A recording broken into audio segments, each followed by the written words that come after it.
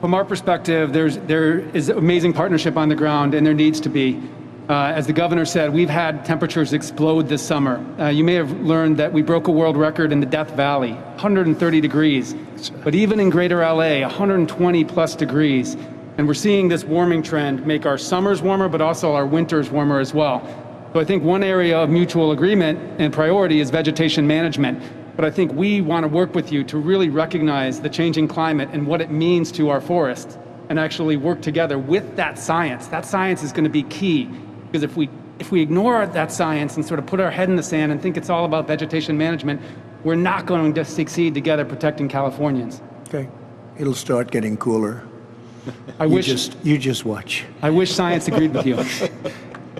Well, I don't think science knows, actually. Tom, please. So, Mr. President, When the choice comes down to Donald Trump or science, the guy who suggested nuking a hurricane believes that, in fact, he doesn't think science knows. Got it. This is Trump speaking with California's Natural Resources Secretary Wade Crowfoot, who didn't bother sugarcoating anything for Trump in terms of the seriousness of this issue.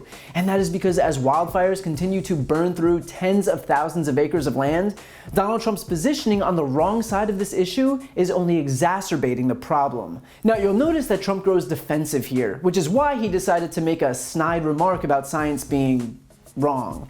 But the reason for that is because Crowfoot explains that it's not just about vegetation management, it's about climate change, and failing to acknowledge that means we're basically keeping our heads in the sand. And that is a shot at Trump, and Trump knows that. Because all this time, while the effects of climate change have become more and more and more apparent every single year, not only has Trump failed to acknowledge its seriousness, but he's fixated by the idea that all we have to do is rake the forest and that everything will be fine. He claims that Finland's president said that Finland is a nation of forests, and that the way they prevent fires is raking the forests. Only that's not what he said at all. While he did say that his was a nation of forests, he explained that the way they avoided forest fires is by having, quote, a good surveillance system and network. So yeah, I'm not exactly sure where rakes come into the picture here. But consider for a moment why Trump is so insistent on fixating on the idea of raking forests. It's because it puts the blame on the people of California and absolves factors like climate change for causing fires. So as long as Trump can find a scapegoat, who miraculously always turns out to be a Democrat, then he doesn't have to face reality. A reality that shows that climate change is responsible for the devastating surge in extreme weather. In California alone, record temperatures coupled with dry landscape from years of drought means that all it takes to start a fire is a spark. Those conditions are all exacerbated by climate change. But let's just humor Trump for a second and pretend that vegetation management is the issue here, and that we definitely wouldn't have any fires if we simply got our rakes out and raked the forest like responsible Republicans would. Trump overlooks the fact that the federal government owns 57% of California's forests. California only owns 3% of that land, meaning the onus isn't on Gavin Newsom or the rest of the Democrats in California, it's on Donald Trump. in that effort, funding that effort, we acknowledge our role and responsibility to do more in that space. But one thing is fundamental. 57% of the land in this state is federal forest land. 3% is California. So we really do need that support. We need that emphasis of engagement, and we are fully committed to working with you to advance that cause.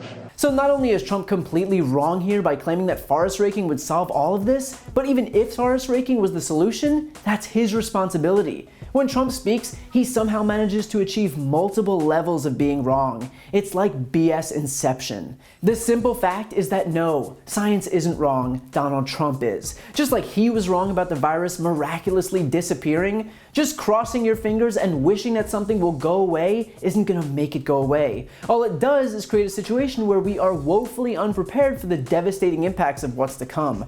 Trump may not care how much of this country is destroyed in extreme weather, he may not care how many people die, he may not care whether we're leaving our kids or grandkids breathable air and drinkable water, but the majority of us do. So the way to ensure that those things happen is to vote Trump out of office and elect someone who's willing to acknowledge reality.